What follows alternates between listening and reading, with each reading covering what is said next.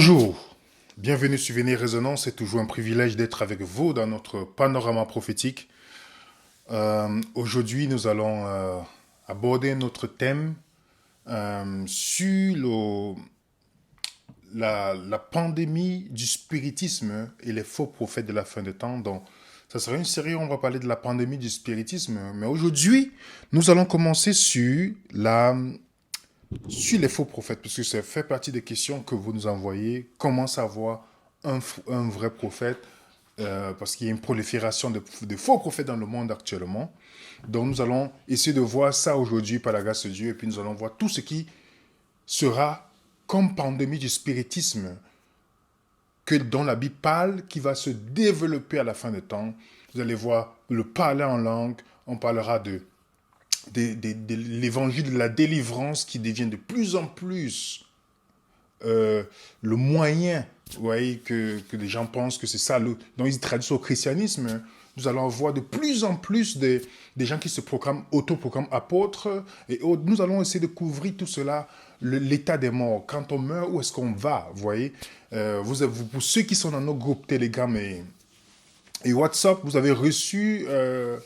la semaine passée, je pense que vous avez reçu 3 documents sur tout ce qui s'interroge sur l'état des morts. Est-ce qu'on peut parler aux morts? Tout ça, on a essayé de donner tous les points bibliques et les questions que les gens posent sur ce thème. Donc, vous avez pu télécharger, nous l'espérons, et nous voulons remercier aussi ceux qui prennent le temps de savoir que c'est un travail qui est fait. Les gens qui préparent les études, les gens qui corrigent, et le fait de mettre sur PDF pour que vous puissiez avoir accès à ces études gratuitement. Donc nous remercions ceux qui prennent le temps de savoir que ça ne vient pas du ciel et ça tombe directement devant nous et puis on le fait, on le distribue, mais c'est un travail qui est fait. Donc merci encore à ceux qui prennent le temps de pouvoir, qui avaient un esprit de gratitude de savoir que tout cela, ce n'est pas seulement celui qui parle devant vous. Il y a ceux qui corrigent, il y a ceux qui préparent les études. Il y a beaucoup de choses comme ça. Donc, gloire à Dieu pour tout, parce que nous sommes les serviteurs inutiles. Mais Dieu nous demande de pouvoir avoir un cœur reconnaissant, parce que beaucoup prennent de leur temps pour pouvoir rendre tout cela, par la grâce de Dieu, possible. Donc, voilà, et pour ceux qui nous envoient des mails pour les documents sur l'islam, nous ne mettons pas le document de la formation qu'on fait sur l'islam actuellement. Nous ne mettons pas sur le groupe WhatsApp. Seulement ceux qui assistent au Zoom, on a un email qu'on leur donne, ils contactent la personne, ils reçoivent le document. Donc, la semaine passée, nous avons vu ce que les musulmans ne savent pas. Ce que les musulmans ne veulent pas que beaucoup de personnes puissent savoir sur l'origine du Coran. On a vu avec les textes coraniques à l'appui.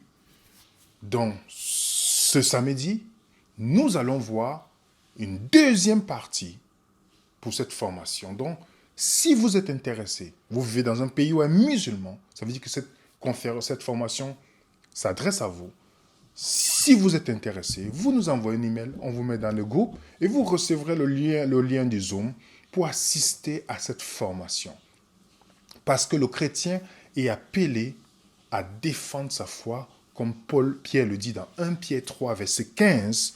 Sanctifie dans ton cœur le Seigneur Jésus-Christ, étant toujours prêt à répondre avec douceur et respect devant quiconque demande l'espérance qui est en toi. Donc le chrétien n'est pas quelqu'un qui ne connaît rien. Le chrétien est celui qui peut défendre sa foi. Le mot apporter la réponse, comme Paul 1 Pierre 3, 15 dit, c'est le mot apologétique, l'art de défendre sa foi. Et Paul le répète dans Philippiens 1, j'ai été établi pour défendre l'évangile. Donc nous sommes comme dans une équipe de foot, ceux qui défendent la foi par la grâce de Dieu, la foi chrétienne apportant des réponses, pas seulement sur l'expérience, mais les réponses claires et nettes et bibliques surtout.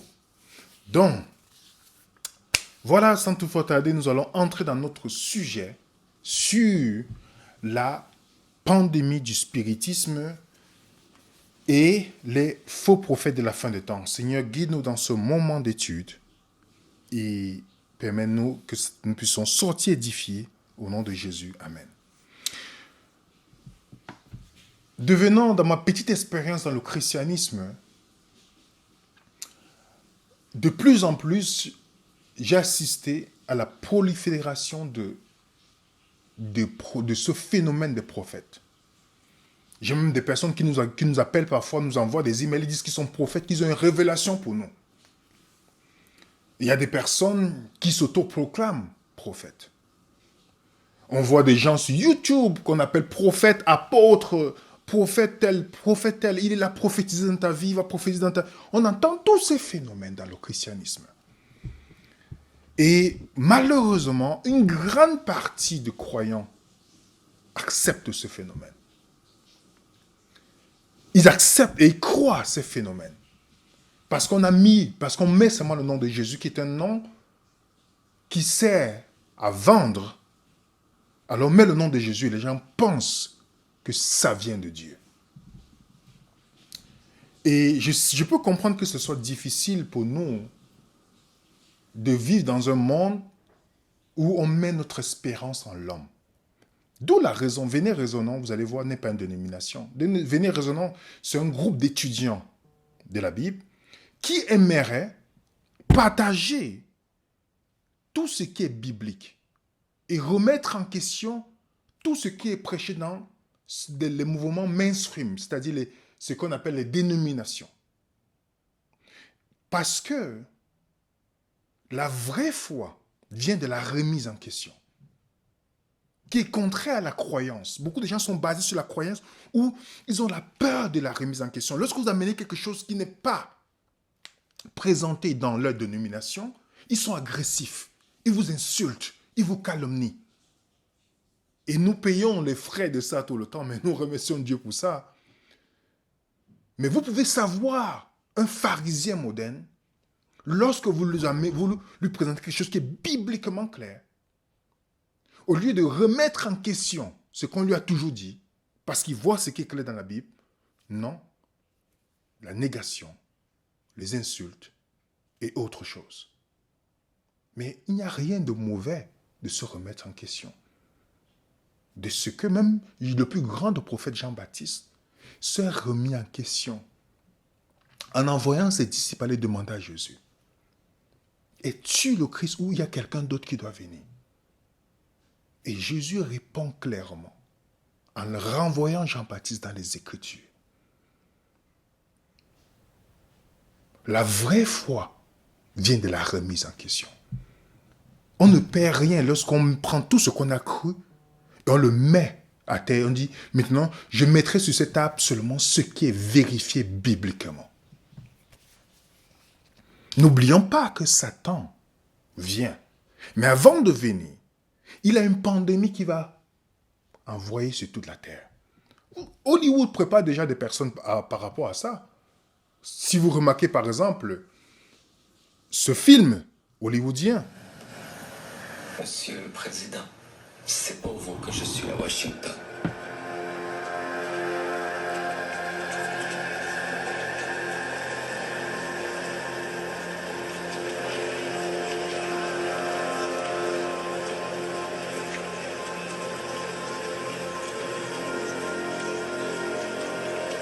Pourquoi vouliez-vous me revoir? L'ange n'est-il pas venu à vous? Je n'ai vu aucun ange.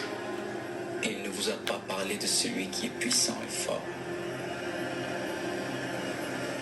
Je ne comprends pas. C'est ce que vous voulez qui m'inquiète. Je veux seulement ce que Dieu veut.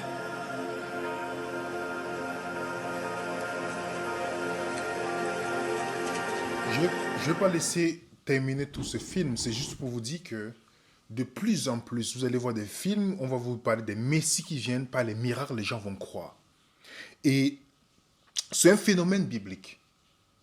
Dans la parole de Dieu, Dieu nous envoie l'espérance de la venue de Jésus, mais l'ennemi va enlever cette espérance-là, en créant toutes sortes de choses pour voler ton espérance et le mien. Quand on va dans le livre d'Apocalypse, le dernier livre, qui veut dire Révélation de Jésus, on nous dit, il fut précipité le grand dragon, le serpent ancien, appelé le diable et Satan, celui qui séduit toute la terre. Remarquez bien l'expression qui est claire. Celui qui séduit toute la terre. Et il va aller faire la guerre au reste de la postérité. Donc le but de ce serpent, c'est la séduction de toute la terre. Mais il y aura un reste. Il veut séduire toute la terre. Voilà la mission. Donc, nous savons déjà que il a cette mission-là. Dans Apocalypse chapitre 16, on nous parle de la triple alliance, qui est la contrefaçon de la Vous remarquez, une triple alliance qui va travailler pour mettre en place cette séduction. Je vis de la bouche du dragon, dont le serpent, Satan, de la bouche de la bête, on a déjà vu identifier qui est la bête, ce système politico-religieux qui va amener le vin, c'est-à-dire une fausse doctrine aux gens. Et de la bouche de faux prophètes, nous allons voir comment c'est le protestantisme global qui est dans le communisme. Les trois esprits impurs, semblables à des grenouilles. Pourquoi des grenouilles? Déjà, quelqu'un doit se poser la question, pourquoi des grenouilles? Le phénomène des grenouilles, vous le retrouvez dans Exode chapitre 8. Les grenouilles, c'était le dernier miracle que les magiciens de Pharaon ont pu faire. Donc, ça nous indique ici, ce sera l'un des derniers miracles, dernières actions de Satan avant la venue de Jésus.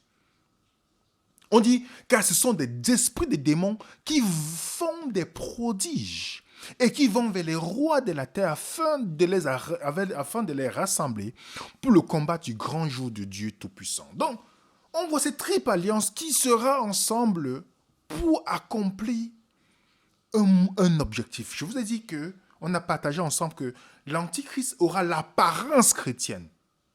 Il n'y aura plus aucune dénomination quand Jésus vient. Puisque dans chaque religion, ils attendent un Messie. Dans l'islam, le Mahdi. Dans le New Age, le Christ cosmique. Chez les Juifs orthodoxes, ils attendent un Messie. Vous allez voir, dans plusieurs religions, on attend un sauveur. Et Satan, en se personnifiant, viendra sur la terre, va convaincre toutes ces personnes que non, c'est la bête qui a raison sur sa personne. Et tout le monde va converger vers là. Pas des miracles et des prodiges, comme la Bible nous dit. Et dans Apocalypse chapitre 16, on nous dit, on a vu ensemble cette triple alliance qui va se mettre en place pour cela. Et dans Apocalypse chapitre 18, on nous dit, ce système-là, parce que toutes les nations ont été séduites par tes enchantements, par le spiritisme, les nations, tout le monde va tomber. Vous allez voir qu'on va détailler c'est quoi le spiritisme dans les prochaines présentations. Vous allez voir que beaucoup d'entre nous y participent même inconsciemment au spiritisme.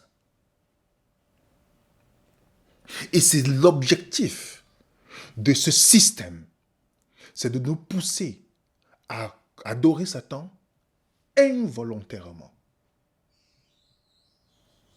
Alors, c'est pourquoi on peut se poser la question. Les croyants seront-ils épargnés? Non, puisqu'aujourd'hui, de plus en plus de chrétiens fonctionnent avec les émotions. Ils fonctionnent avec ce qu'ils appellent révélation d'un homme. Ils fonctionnent avec tout ce qui est l'expérience. Et ils suivent les leaders religieux, comme au temps de Jésus. C'est pourquoi Paul dit dans 1 Timothée chapitre 4, verset 1, il dit, mais l'Esprit dit expressément que dans les derniers temps, quelques-uns abandonneront la foi. La foi, c'est quoi? Romains 10, 17 dit, la foi vient de la parole de Dieu. Donc, ils vont abandonner ce qui est écrit pour s'attacher à des doctrines, pour s'attacher à des esprits séducteurs et à des doctrines de démons. Vous voyez bien. Donc, on va abandonner ce qui est bibliquement clair pour s'attacher aux expériences. Et il s'adresse aux croyants. Alors, nous allons voir ensemble les facteurs d'une pandémie mondiale. pour voir comment ce procédé fonctionne. Déjà, pour ceux qui ont observé ce qui s'est passé avec cette maladie, je ne vais pas citer le nom, vous connaissez très bien. On a vu ensemble que pour qu'une pandémie soit pandémie, il faut d'abord une transmission croisée des espèces, c'est-à-dire de non-humains aux humains. Donc, un virus n'est pas un humain. Donc, et puis, il faut qu'on le rende transmissible à un être humain. Vous voyez? Donc, d'un non-humain aux humains. Ça, c'est la première phase. Un homme est contaminé par quelque chose qui n'est pas humain. OK? Deuxième phase, on a la transmission symptomatique. Donc, une fois que c'est transmis à une personne, la personne ne développe pas les symptômes de la maladie. La personne est asymptomatique, mais la personne a le virus, mais elle est asymptomatique. Troisième place, la propagation dans la communauté. C'est-à-dire, les gens ont été infectés par le virus dans une zone dont certains ne savent même pas comment ils ont été infectés. Donc, on voit comment ça commence à aller de part et d'autre. Et quatrième phase, on a la phase pandémie où c'est tout d'une manière internationale, la maladie est propagée. Vous avez pu voir ça ensemble. Mais vous allez voir que c'est le même procédé que l'ennemi utilise. Les anges du mal, les gens qui sont en contact avec le spirit, les anges du mal, vont transmettre discrètement à une personne, donc croyant vous et moi, sa perception de Dieu, beaucoup de choses et certaines expériences. Voilà ce qu'on appelle une transmission. La première transmission, donc, de quelqu'un qui est en contact avec les anges du mal, donc, qui ne sont pas des humains, et cette personne transmet à un croyant. Et on a une autre phase. Soit la personne transmet ouvertement ou secrètement à une personne qui n'aime pas la vérité. C'est pourquoi vous allez voir que Paul dit, ceux qui n'ont pas reçu l'amour pour la vérité vont tomber dans la séduction de Satan. Donc, c'est quelqu'un qui n'aime pas la vérité, qui combat la vérité tout le temps. Et cette personne va maintenant transmettre à un croyant, puisqu'ils sont en contact. OK? Voilà la deuxième. Troisième phase, c'est soit la personne qui est en contact avec les anges du mal, vont transmettre par le biais des médias, en achetant un livre, ceux qui vont acheter un livre religieux, ou un livre où on parle du spiritisme, de yoga chrétien, toutes ces choses, le développement personnel. Je vais vous montrer comment tout ça, c'est le spiritisme, le développement personnel. On aura l'occasion de voir. Ou par les médias, par YouTube, par Internet, par les télévisions, ou par la radio. Ce sera ce moyen qu'on va transmettre cette doctrine du spiritisme. Donc, c'est ce que on parle de la transmission des espèces qui n'existent pas à des humains. Et finalement, quand vous lisez ce livre, vous avez déjà les symptômes. Vous n'avez pas les symptômes, mais ça reste déjà dans votre esprit. Mais vous ne développez pas les symptômes de cette fausse doctrine. Et petit à petit, vous commencez à développer. Et vous transmettez à d'autres personnes. Vous transmettez, et finalement, on a toute une communauté qui est affectée par cette fausse doctrine. Et l'un des agents que l'ennemi utilisera, ce sera les faux prophètes. Oui, les faux prophètes, ils vont être l'un des agents importants. Dieu, Satan, pour cette pandémie du spiritisme. Je pense que beaucoup d'entre vous, vous serez choqués par cette série. Mais on n'est pas là pour attaquer des personnes. Notre objectif, ce n'est pas d'attaquer des personnes. C'est juste de présenter des choses qui, dans cette série, il y a certaines choses qui vont vous choquer. C'est certaines choses que vous avez pris pour acquis. Mais ne prenez pas ça personnel. C'est juste un partage. Et juste chacun, quand on voit quelque chose qui ne va pas qui va à l'encontre de ce que nous croyons, on doit seulement demander à Dieu, Seigneur, montre-moi dans la Bible, s'il te plaît. Au lieu d'attaquer le messager, il faut aller voir ce que le message dit, si ça corrobore avec la Bible. Donc, l'un des agents, ce sera les faux prophètes. Et Paul le dit dans 2 Thessaloniciens, 2, le verset 8 à 9, il dit « Et alors apparaîtra l'impie, que le Seigneur Jésus détruira par le souffle de sa bouche. » De la parole de Dieu. « Qu'il anéantira par l'état de son avènement, par l'éclat de son avènement. L'apparition de cet impie se fera par la puissance de Satan, avec toutes sortes de miracles, de signes, de prodiges et de prodiges mensongers. » Vous allez voir que l'ennemi, avant de venir, il va répandre tout ce qui est cité là.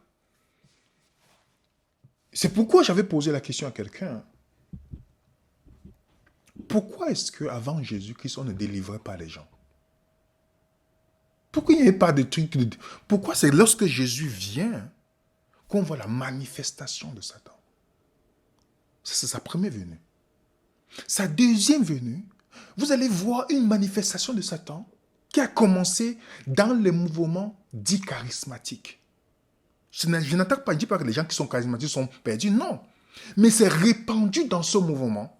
Et pas seulement eux, mais même tous les istes que vous connaissez, le spiritisme est présent de plus en plus. Pour préparer les gens justement à accepter l'Antichrist. Et beaucoup de gens vont accepter involontairement. Je vais développer tout ça durant cette série. On nous dit qu'elle séduisait les habitants de la terre par les prodiges. Remarquez bien, par les prodiges. Matthieu 24. Il dit qu'à plusieurs viendront en mon nom, et le verset 11 dit, ils séduiront beaucoup de gens. Plusieurs faux prophètes s'élèveront, ils séduiront beaucoup de gens. Donc, ils vont faire le travail de l'ennemi, ces prophètes-là. Ils vont travailler pour séduire plusieurs personnes. Donc, ils n'auront pas l'apparence des satanistes. Ils auront l'apparence chrétienne. Ils auront le manteau du christianisme. C'est plus facile. C'est plus facile parce que le cœur de l'homme est une machine d'adoration. S'il n'est pas s'ancrer en Dieu, il va chercher toujours un homme qui veut remettre à la place de Dieu. Vous avez les gens, les croyants qui appellent le pasteur papa. Quand Jésus a dit dans Matthieu 23, verset 9, « N'appelez personne sur la terre votre père », parlant de père spirituel. Oh, papa a dit, on les appelle papa. C'est seulement l'homme de Dieu, l'expression. Quand il dit quelque chose, c'est équivalent à la parole de Dieu. Aucune remise en question. C'est pourquoi il dit, ils viendront au nom de Jésus. Ils ne vont pas venir en disant qu'ils sont satanistes. Non. Ils vont séduire beaucoup de personnes. Et c'est ça qui est terrible dans la séduction. C'est qu'on ne se rend même pas compte qu'on est séduit. C'est ça le problème de la séduction. Et dans le verset 24 de Matthieu 24, Jésus dit, il continue, il dit, car il s'élèvera de faux Christ, de faux prophètes, ils feront de grands prodiges. Donc, Jésus donne toujours le fruit de ces champs-là. Ils vont faire des grands prodiges, des miracles, au point de séduire, s'il est possible, même les élus. S'il est possible, remarquez bien, ils ont des atouts avec eux. Ce n'est pas la parole de Dieu. Ils vont déformer la parole de Dieu. Et qu'est-ce qu'ils auront? Les miracles, les prodigues et tous ces signes-là. Voilà ce qu'ils vont mettre devant. C'est qu'ils auront leur conception de Dieu totalement erronée. Et c'est ça déjà, ça c'est le premier signe de savoir qu'on peut savoir. Quand vous allez voir qu'on va voir le spiritisme dans la Bible et comment on le vit au quotidien. Vous verrez que le premier signe, c'est la perception de Dieu. De la personne qui vous présente, qui se autoproclame prophète. Donc, que veut dire prophète déjà dans la Bible?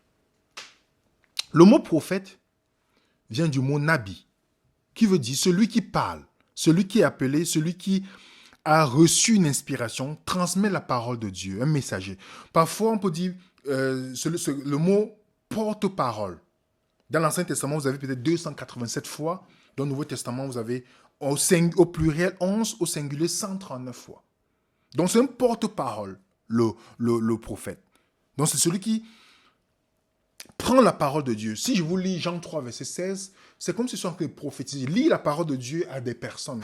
Parfois, les gens pensent que prophétiser, c'est j'ai dormi, j'ai une révélation, un rêve. Non, non, non, non, non, non. Parfois, vous avez mangé tard dans la nuit.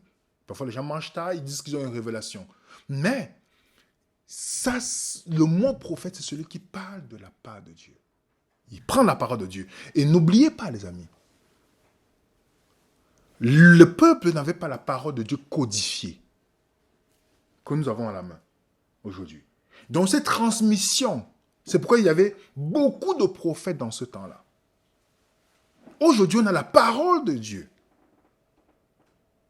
Ok? Continuons ensemble. Remarquez dans Apocalypse chapitre 1, verset 1 à 2, dit « Révélation de Jésus que Dieu lui a donné pour montrer à ses serviteurs les choses qui doivent arriver bientôt. Et qu'il a fait connaître par l'envoi de son ange à son serviteur Jean, lequel a attesté la parole de Dieu, le témoignage de Jésus-Christ, tout ce qu'il a vu. Donc, on voit ici que Dieu donne Jésus. Jésus donne qui à l'ange, et l'ange donne à qui? Au prophète, et le prophète transmet aux croyants. C'était le mécanisme. Et on peut voir clairement ça dans Apocalypse chapitre 1. Maintenant, les différents types de prophètes dans la Bible. Il y a les différents types de prophètes dans la Bible. Beaucoup de gens ne savent pas. Il y a les prophètes canoniques, ceux qui ont écrit dans la Bible. On les appelle les prophètes majeurs. C'est les prophètes majeurs. Il y a les prophètes qui n'ont pas écrit, comme Nathan, Abijah, Shemaï, Élie. Il y a les prophètes qui n'ont pas écrit de livres. Ok? Et il y a des prophètes femmes aussi, Myriam, Déborah, la femme d'Isaïe, les filles de Philippe. Je mettrai la documentation. Il y a certains qui étaient contemporains même des prophètes. Moïse était contemporain de Myriam, Ésaïe, Michée, Jérémie, Ézéchiel, Daniel, Agé, Zacharie, Ananias, Paul, les 4 filles de Philippe. Donc, il y avait en Israël les prophètes majeurs qui avaient pour but des prophéties clés dans la Bible. Les prophètes mineurs, c'était ceux qui étaient utilisés pour des choses ponctuelles. Ponctuelles de la part de Dieu. Donc, il faut déjà faire la différence entre un prophète majeur et un prophète mineur. Les gens ne font pas la différence. Tu peux reconnaître un prophète majeur dans la Bible. Un prophète mineur, c'était des gens qui étaient inspirés ponctuellement pour un but précis. Après, c'est fini. Ok? Maintenant, quel est le rôle des prophètes? J'ai mis ici dans le texte, avec les textes bibliques. Premier point, c'était pour poser les fondations de l'Église. Pour équiper les saints pour l'œuvre du ministère. Pour initier et coordonner le travail missionnaire de l'Église. Pour éclairer et donner le discernement spirituel. C'est pourquoi on appelait les prophètes les yeux de l'Église. Vous lisez 1 Samuel 9, verset 9. On les appelle les voyants. C'est les yeux. Quand on parle du corps dans la Bible, le corps, nous sommes les membres du corps. Il y a ceux qui sont la main, ceux qui sont les pieds qui représentent ceux qui évangélisent. Les yeux, c'était ce qu'on attribuait les prophètes, les yeux de l'Église, des croyants. C'est pourquoi on disait d'apporter le discernement. Vous avez aussi, pour préserver l'unité des croyants, de la confusion doctrinale, pour fournir les limites et les directives appropriées pour l'Église, avertir les difficultés futures, pour encourager et reconforter l'Église, pour aider au développement du caractère du chrétien. Ok? Donc, maintenant la question, comme on parle de pandémie, du spiritisme, lors d'une pandémie, on a développé ce qu'on appelle les tests pour savoir ceux qui ont le virus en eux. Et c'est pourquoi maintenant nous allons voir les tests, le test des prophètes. Donc si vous avez quelqu'un autour de vous qui s'auto-proclame prophète, vous devez d'abord lui poser la question, tu es prophète majeur ou mineur? Déjà, vous allez voir que le prophète mineur, majeurs, pardon. Ils ne sont plus vivants aujourd'hui. Je vais vous montrer ça dans la Bible. Comment on reconnaît les prophètes majeurs dans la Bible et montrer comment il n'y a plus d'un prophète majeur vivant, actuellement vivant dans le monde. Et vous allez voir que par le test des prophètes, comment les gens font sur le test pour voyager, nous allons maintenant faire notre test PCR pour les prophètes. Et par ce test maintenant, chacun, vous êtes libre, chacun est libre. On n'est pas ici, on n'est pas des directeurs de conscience pour vous dire, oh vous êtes... Non, on va jamais... Chacun maintenant peut s'asseoir et dire, ok, telle personne, même si je l'aime beaucoup, me dit qu'il est prophète. Parce que je viens de voir, et je ne vais pas vérifier, je ne vois pas la personne comme prophète.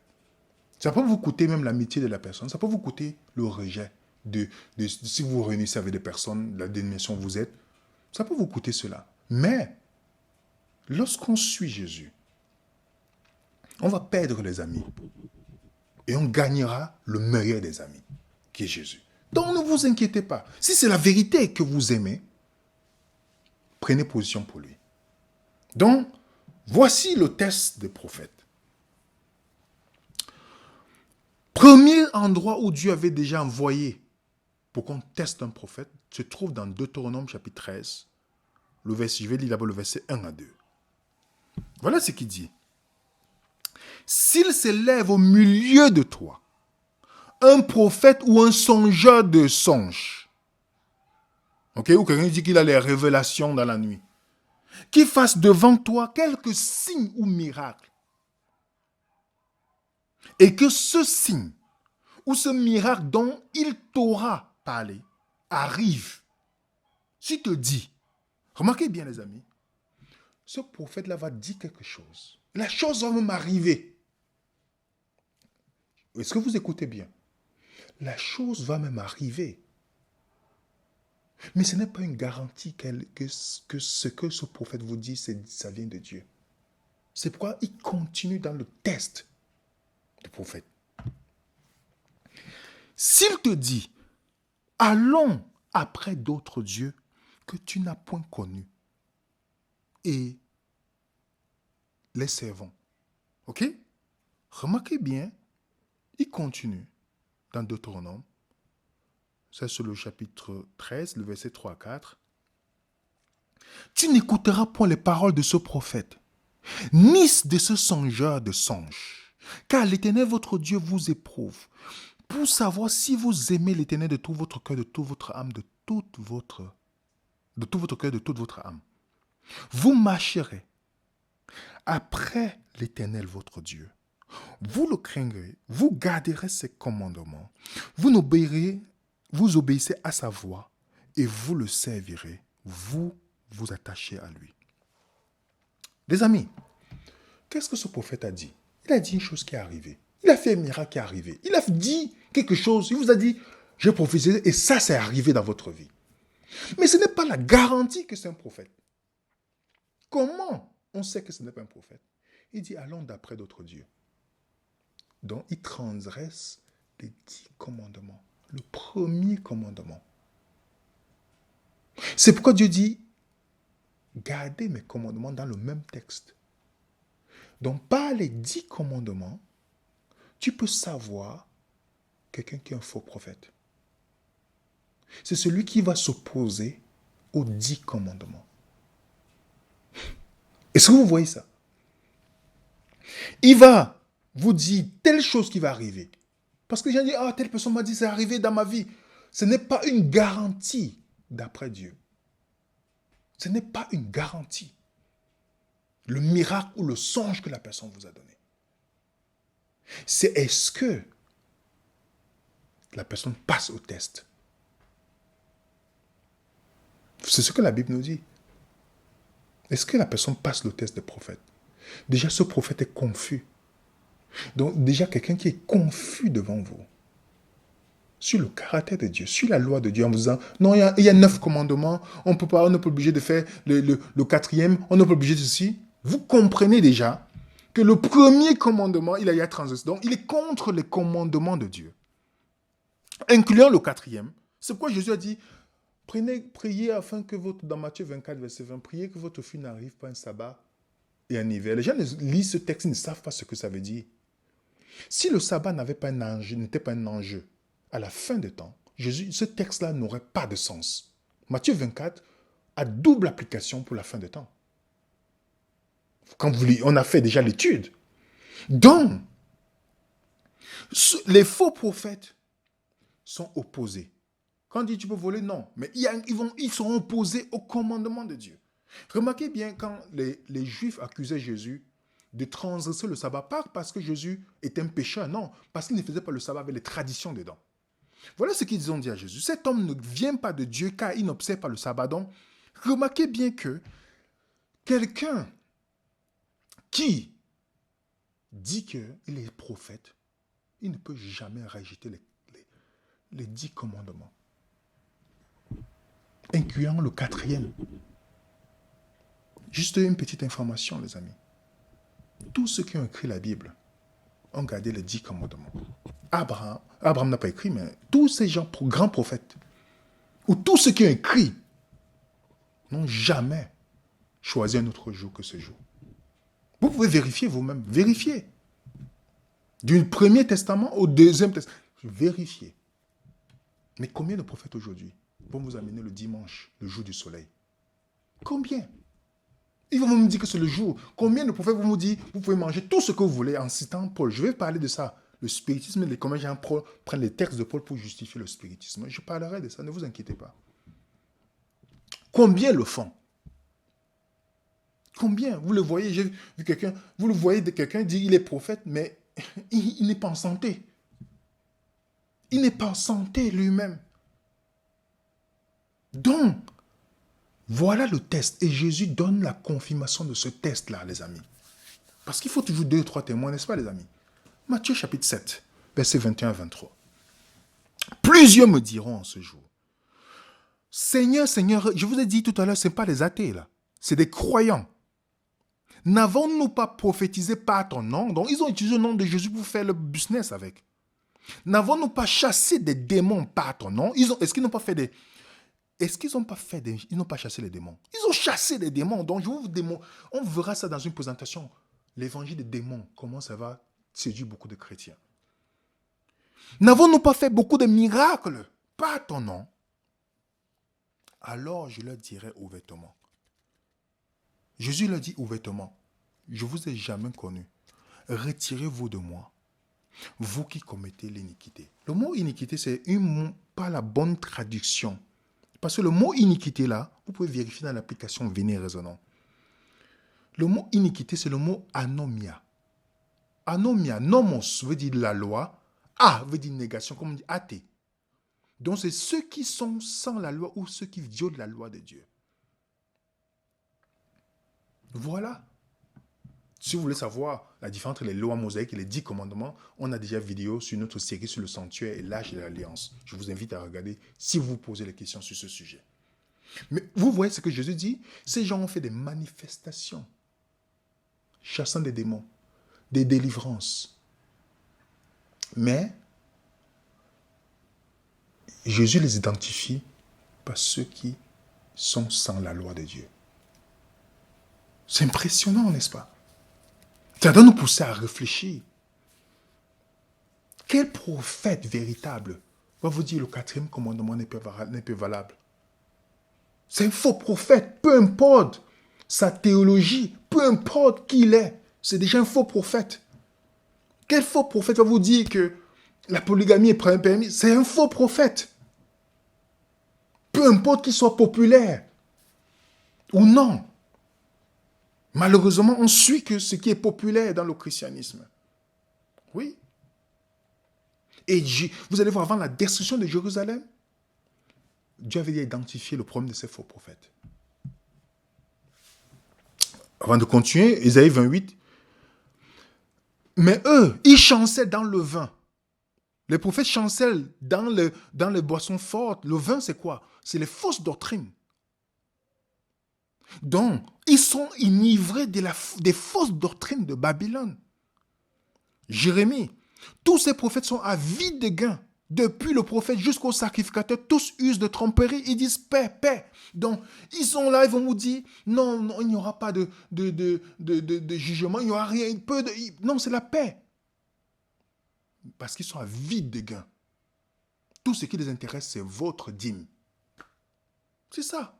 Les gens vont plus dire la vérité parce qu'ils espèrent votre argent. Jérémie 23. N'écoute pas la parole de ces prophètes qui prophétisent. Ils vous entraînent à des choses de néant. Ils disent des visions de leur cœur et non de ce qui vient de la bouche de l'Éternel.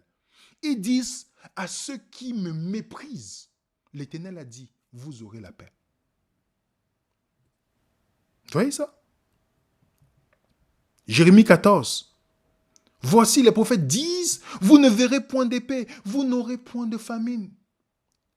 C'est le mensonge. L'Éternel me dit, c'est le mensonge que prophétisent à mon nom les prophètes. Je ne les ai point envoyés, je ne leur ai point donné d'ordre, je ne leur ai point parlé. Ce sont des visions de mensongers, de vaines prédictions, des tromperies de leur cœur qu'ils vous prophétisent. Est-ce que c'est pas actuel aujourd'hui, les amis? Ce que Jérémie nous dit là. Oui. Jérémie chapitre 5 nous dit, 31 nous dit, les prophètes prophétisent avec fausseté. Et mon peuple prend plaisir à cela. Donc les gens ils vont aimer écouter ce genre de prophètes-là. Ils vont prendre plaisir à écouter ces prophètes-là. Oui, ils vont prendre plaisir. La majorité, quand vous partez dans cette congrégation où ils suivent l'homme de Dieu, ils sont des milliers de personnes, mais dans le lait spirituel. On les garde pour les tondre. Vous voyez, on les garde dans l'ignorance perpétuelle. Vous voyez quelqu'un qui a 15 ans, 20 ans, il ne peut même pas justifier ce qu'il croit bibliquement. Il faut qu'il appelle son pasteur. Quand vous êtes dans cette situation-là, les amis, c'est le moment de se remettre en question.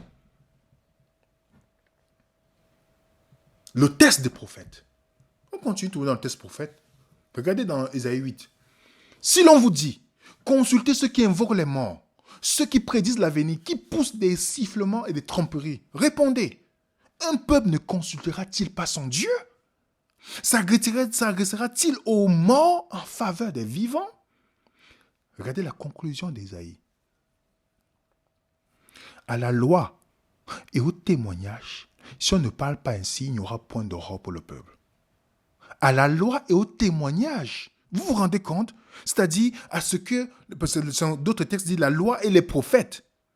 Donc, ce qui était déjà dit dans la Bible, montre-moi. Il y a quelqu'un qui m'a dit une fois, oui, je vais aller faire la délivrance des gens qui sont malades. Des chrétiens, je vais les délivrer des démons. Je lui ai dit, écoute, mon ami, montre-moi un texte dans la Bible où quelqu'un qui était né de nouveau a besoin de délivrance. Il n'a pas pu trouver jusqu'à aujourd'hui, j'attends. Il fait beaucoup de guérisons des gens. Il part partout, dit qu'il va délivrer les personnes. Je lui dis, montre-moi dans la Bible un seul chrétien né de nouveau qui a besoin de délivrance. Parce que les gens font la confusion entre la possession démoniaque et l'oppression démoniaque. On expliquera ça. Et ils font cela pour amener les gens dans le spiritisme. J'ai vu quelqu'un qui s'auto-proclame prophète qui est venu me voir une fois. Oui, Dieu me montre que comment ça? Dieu me montre, dit qu'écoute, ma soeur, ne me dis pas ça, c'est pas Dieu qui me parle. Elle s'est même fâchée. Quelques temps plus tard, elle me dit, oui, c'est vrai, j'étais dans la séduction de Satan. Elle dit que je savais, ne t'inquiète pas. C'est pas avec moi qu'on va jouer psychologiquement pour vouloir me dire Dieu a dit. Les gens qui me disent où Dieu a parlé, Dieu leur a dit, il faut faire très attention, les amis. Dieu aime leur dire ce qui concerne la vie des autres, mais pas leur vie. Il dit que Dieu devait d'abord te dire de vivre, d'être en santé, de manger bien, avant de parler aux autres. Et c'est très important, mes chers amis,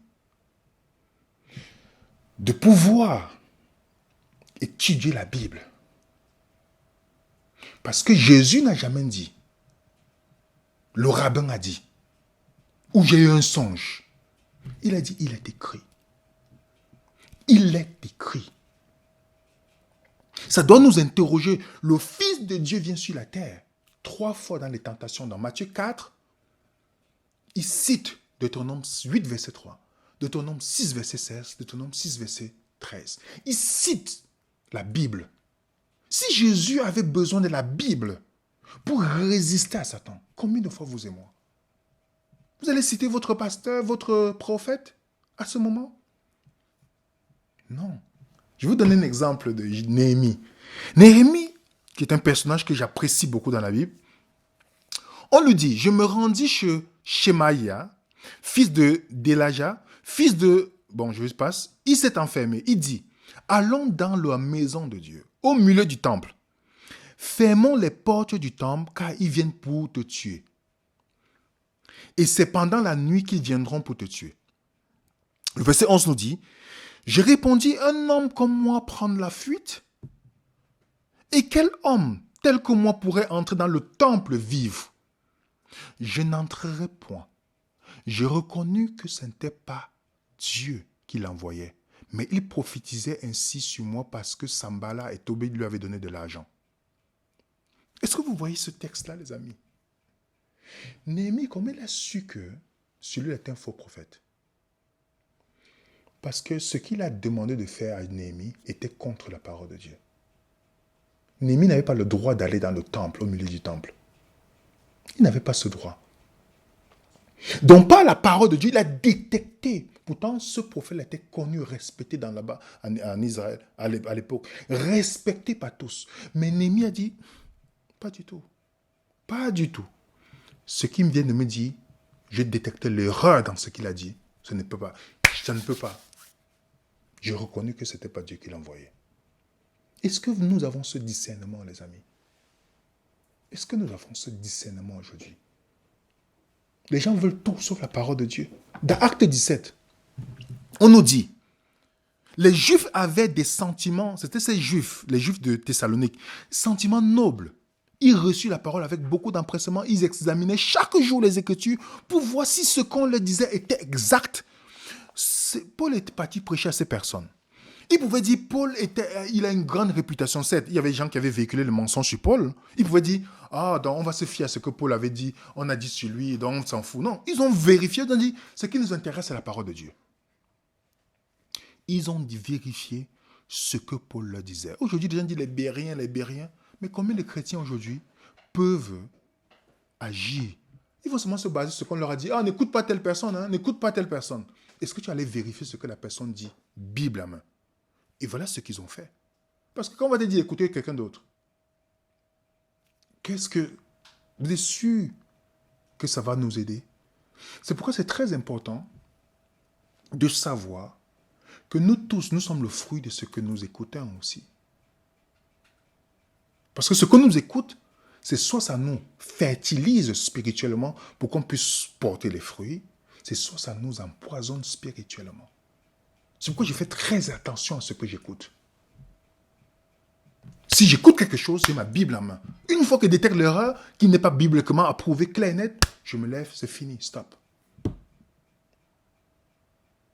Donc, voilà des choses qu'on peut voir pour le test de prophètes. Maintenant, nous allons essayer de voir comment tester les prophètes majeurs. Parce qu'il y a beaucoup de gens qui disent qu'ils ont des prophètes dans les dénominations. Déjà, les prophètes ne sont pas donnés pour une dénomination. Voilà d'abord une erreur que les gens commettent. Les prophètes sont donnés pour le peuple de Dieu. Ce n'est pas limité à une dénomination. Ok? Alors, comment on fait le test de ce prophète majeur? Pour qu'on termine rapidement.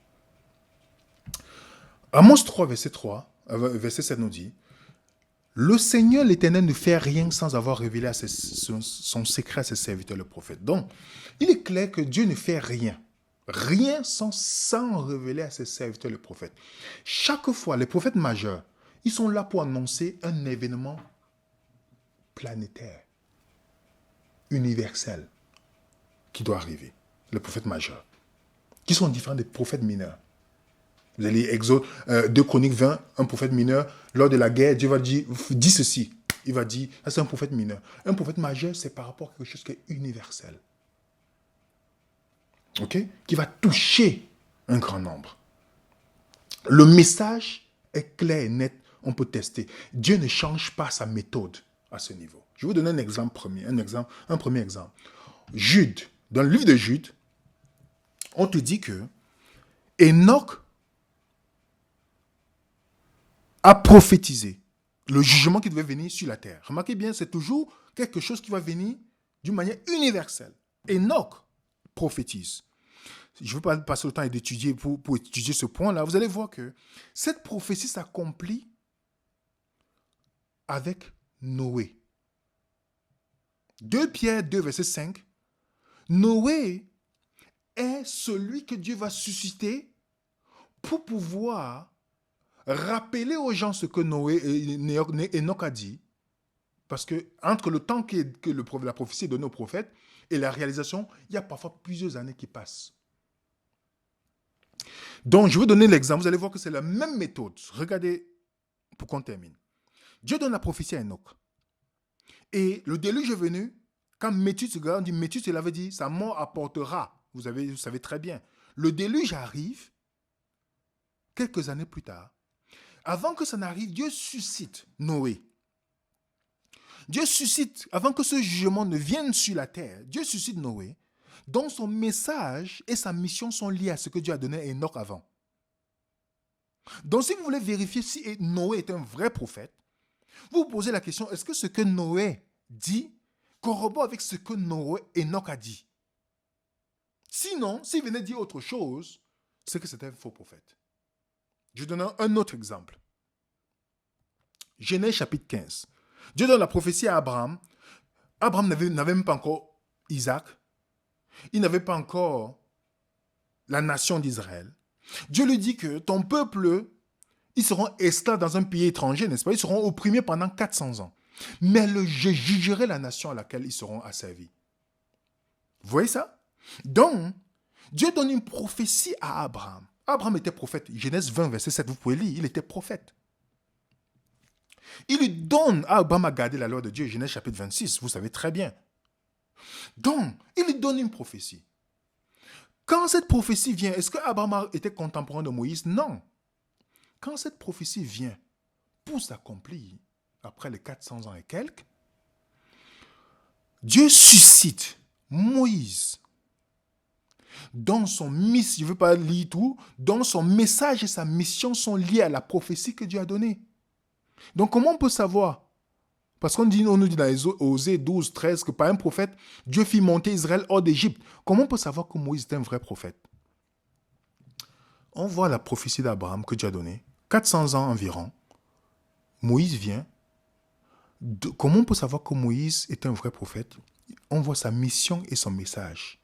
Est-ce que c'est un lien avec ce que Dieu a donné à Abraham? Oui, alors c'est un vrai prophète majeur. Chaque fois qu'il y a une prophétie majeure qui est donnée dans la Bible, quand ça vient s'accomplir, Dieu donne un prophète dont sa mission et son message sont liés à cette prophétie. C'est ça l'objectif de ce prophète-là, pas autre chose. Il peut donner les conseils, après, mais c'est ça son objectif, cette prophétie-là. Parfois, les gens ne savent même pas comment on lit les prophètes. Jérémie 25, verset 11. Dieu donne une prophétie à Jérémie sur les 70 ans de la captivité du peuple de Dieu à Babylone. Dieu dit qu'il va porter le jugement sur le roi de Babylone. Remarquez bien toujours le jugement, hein, les amis. Et quand les 70 semaines viennent pour s'accomplir, Dieu suscite Daniel. Daniel vous lisez la première année de Darius. Dans le verset 2, la première année de son règne, moi, Daniel, je vis par les livres. Donc, regardez Daniel qui est prophète, il étudie la Bible. Je vis par les livres qu'il devait s'écouler 70 ans pour la ruine de Jérusalem, d'après le nombre des années dont l'Éternel avait parlé à Jérémie le prophète. Donc, après les 70 ans, Dieu suscite un autre prophète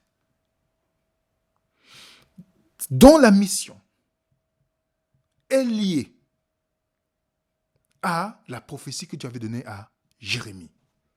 Les 70 années dont Jérémie avait parlé, Jérémie n'était pas présent. C'est Daniel qui est présent pour parler de cette prophétie-là. Vous voyez comment Dieu fonctionne, les amis.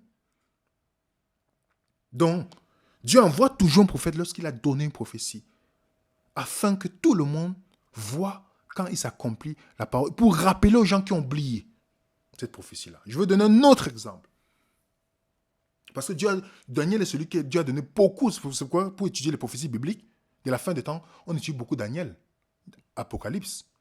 Daniel est celui que Dieu a donné beaucoup de prophéties majeures. Daniel 9, verset 25. Dieu donne maintenant la prophétie à Daniel à son tour. Parlant de l'avènement de Jésus-Christ sur les 62 semaines. Ok? de l'accomplissement de la venue du Messie. Dieu lui donne à Daniel. Est-ce que Daniel a vu Jésus venir? Non. Lorsque cette prophétie venait pour s'accomplir, Dieu suscite Jean-Baptiste. Parce que dans la prophétie de Daniel chapitre 9, si vous étudiez, on nous donne le moment où Jésus sera baptisé à l'an 27. Vous pouvez étudier ça. On a déjà fait une vidéo là-dessus. Et quel était l'objectif de Jean-Baptiste? Annoncer la venue de Jésus. Vous n'avez pas vu que beaucoup de gens qui avaient suivi les dirigeants de cette époque, qui étaient mélangés dans l'écuménisme avec Rome, ils n'ont pas su remarquer quand Jésus est venu. Ils ont préféré Barabbas que Jésus. C'est le danger de suivre les gens en disant que c'est les leaders spirituels. Pourtant, on est tous des pécheurs qui ont besoin chaque jour de Jésus. Donc, Dieu donne la prophétie à Daniel. Quand ça vient pour s'accomplir, Dieu suscite Jean-Baptiste, dont sa mission et son message sont liés à cette prophétie-là. Et voici la dernière prophétie majeure dans la Bible que je vais vous donner. La dernière, donc ce que je vous dis qu'il y a une autre prophétie, c'est la dernière prophétie majeure. Pour un prophète majeur. Daniel 8, verset 14. Il me dit, 2300 matin, puis le sanctuaire sera purifié. Puis le sanctuaire sera purifié. Vous savez que Dieu dit à Daniel, dans le verset 17, que cette prophétie concerne la fin des temps. Cette prophétie concerne la fin des temps. Donc, comment savoir, je mets le schéma pour qu'on voit, comment savoir quel prophète, si quelqu'un prétend être prophète, parce que pour ceux qui ont déjà vu notre vidéo, on a calculé pour montrer à quel moment ce prophète sera suscité. On a déjà calculé. Donc, si quelqu'un prétend être prophète de la fin des temps, comment on peut savoir? Si un témoin, je vais dire, voilà mon prophète, c'est mon prophète, les moments, tout ça, comment savoir? Vous pouvez regarder si son message et sa mission, si c'est lié à 2300 soirs et matin. Daniel 8, 14. Ça parle du jugement, de la purification du sanctuaire. Vous savez ça? Donc, c'est-à-dire tout ce qui se passe dans le lieu très saint.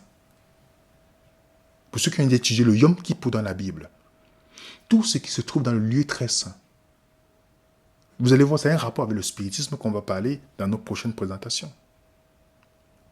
Parce que qu'est-ce qui est dans le lieu très saint? Dans l'âge, la verge d'Aaron, on avait expliqué, qui parle de la résurrection, l'état des morts. On a les 10 commandements de Dieu. On a la manne, c'est-à-dire quelque chose qui représente notre santé physique et spirituelle. On t'a déjà expliqué ça. Donc, si un prophète, si quelqu'un vous dit qu'il est prophète majeur, déjà, il n'est pas vivant, ils ne seront pas vivants cette période, mais vous devez lui poser la question, quel est ton message? Est-ce que c'est lié? Combien de personnes savent même c'est quoi le sanctuaire? Combien j'ai vu des prophètes qui se disent autoproclamés prophètes maintenant, ils disent que prophète majeur. Ils ne savent même pas c'est quoi le sanctuaire. Et si vous regardez dans l'année 1844 environ, il y a une prolifération de faux prophètes pour contrecarrer ce que Dieu a donné. Dans cette année-là. Parce que l'objectif, c'est de séduire. Est-ce que vous savez que l'évolution a été suscitée en 1844? La première fois que Darwin a écrit son texte contre Dieu, c'était en 1844. Il a corrigé en 1859. C'est en biologie, à l'université que j'ai su ça. Deuxième chose, vous avez Mary Baker, vous avez Andrews Jackson, vous avez Joseph Smith, vous avez Charles Russell, vous avez plusieurs pour pouvoir, parce que Satan savait ce qui se passait dans ce temps-là. Il ne veut pas que les gens connaissent le message du sanctuaire. Il a fait tout pour pouvoir susciter tous les grands mouvements pour contrecarrer la naissance de l'évolution, les Mormons, les Baha'i, le New Age, tout ça, cette période-là, vous les voyez, c'est les mêmes périodes. Donc, si quelqu'un vous dit qu'il est un prophète majeur, vous pouvez vérifier avec Daniel 8, verset 14. Et le problème, c'est que les gens ne savent pas comment lire les prophètes. Je vous ai cité tout. Comment lire les prophètes. Jean 14 vous dit, l'esprit des prophètes sont soumis aux prophètes. Ça veut dire que si quelqu'un dit qu'il est prophète, il ne peut pas dire un enseignement qui contredit les Écritures. Je vais vous montrer, on verra une fois comment l'étude du prophète majeur. Comment on peut savoir que cette personne est prophète majeur. Ça, c'est notre étude. Mais je vous montre déjà que si quelqu'un vous dit qu'il est prophète majeur maintenant, vous avez une garantie, les amis. Vous avez une garantie que cette personne n'est pas un prophète majeur, juste avec Daniel 8, verset 14. Puisque Dieu avait dit que c'était pour la fin des temps. Et cette personne peut être prophète majeur sans connaître le sanctuaire. Impossible, les amis. Impossible. Donc, pourquoi Dieu suscite les prophètes? C'est la question qu'on doit se poser. Pourquoi Dieu suscite les prophètes? Dieu suscite les prophètes parce que les gens n'étudient pas la Bible. Ce n'est pas tout ce que le prophète dit. Parce qu'il y a comment on l'identifie? Quand Dieu suscite un prophète, c'est parce qu'il y a des gens qui ont oublié un point important. C'est ce point-là la raison pour laquelle ce prophète est suscité. Après, le prophète peut donner les conseils sur autre chose. Mais voilà, la raison d'être du prophète, c'est par rapport à sa prophétie. La prophétie qui a été donnée avant. Il parle du prophète majeur. Et c'est pourquoi, si je ne sais pas comment, la limite entre ce que je lis comme conseil de ce prophète, vous allez voir par exemple, Paul dit par exemple, il dit pas que pour les prophètes, il dit, dans 1 Corinthiens 7, il dit, moi Paul, je le dis de moi, pas du Seigneur. Vous voyez, les gens ne font pas la différence entre ce que Paul dit de lui-même, pas ce que Dieu lui a dit. Les gens ne font pas la différence. Il y a aussi parfois le prophète peut dire quelque chose et Dieu corrige. Comme Nathan. Nathan avait dit à David, c'est toi qui vas construire le temple. Dieu dit non, non, non. Il a dit à David, non, c'est pas toi, c'est ton fils qui va le bâtir. Nathan voulait dans son cœur que David le fasse. Vous voyez que Dieu a corrigé de son vivant cela. Et si vous et moi, nous ne savons pas comment lire le prophète, ça peut retourner contre nous dans la Bible. Jean 5, Jésus dit, vous sondez les Écritures parce que vous pensez avoir en elles la vie éternelle. Ce sont elles qui rendent témoignage de moi. Ne pensez pas que moi, je vous accuserai devant le Père. Celui qui vous accuse, c'est Moïse, en qui vous avez mis votre espérance. Remarquez bien, ça c'est le problème des gens. Les pharisiens ont mis l'espérance à Moïse au point où ils ont rejeté ce que Dieu a donné à Jésus, avait donné pour Jésus. Il dit, c'est Moïse à qui vous avez mis votre espérance. Car si vous croyez Moïse, vous me croirez aussi parce qu'il écrivait de moi. Donc, quand Dieu donne le prophète, c'est pour dire quelque chose de précis. Mais les gens mettent le prophète au-dessus de la parole de Dieu. Ils ont mis Moïse au-dessus de la parole de Dieu de Jésus. Au point où ils sont servis de Moïse pour lapider Jésus. Et Jésus dit, c'est Moïse qui va vous accuser. Tout le prétexte, Moïse. Tu es contre ce que Moïse a dit. Tu es contre ce que Moïse a dit. Tu es contre ce que... Et les gens le font aussi actuellement. Parce qu'ils ne savent pas comment lire les prophètes. Dieu a dit, c'est lui qui va vous accuser. Donc, voilà une première partie que nous allons voir. Et sur le test des prophètes. Parce que ce sera une pandémie dont il n'y a aucune éradication, il n'y a aucun vaccin pour ça. Il n'y a aucun vaccin. De plus en plus, les chrétiens sont asymptomatiques ou symptomatiques pour cette maladie-là. C'est difficile parfois de parler avec certains. Ils sont même prêts à vous agresser parce que vous avez dit quelque chose. Mais on a vu le test des prophètes. Si Dieu permet, un jour on verra qui est ce prophète? Comment on peut savoir, comment on peut savoir pourquoi ce prophète? Comment faire la différence entre lire ce que Dieu a donné pour la mission de ce prophète et d'autres conseils? Il y a des gens qui ne savent pas. Et ça va dans tous les sens. Donc il n'y aura, avant le retour de Christ, il n'y aura aucun médicament contre cela. Et la raison pour laquelle Dieu suscite les prophètes, c'est parce que les gens n'étudient pas la Bible. Ça veut dire que si vous étudiez la Bible aujourd'hui, vous n'avez pas besoin que quelqu'un vous dise qu'il est prophète. Je peux vous donner plusieurs preuves là-dessus.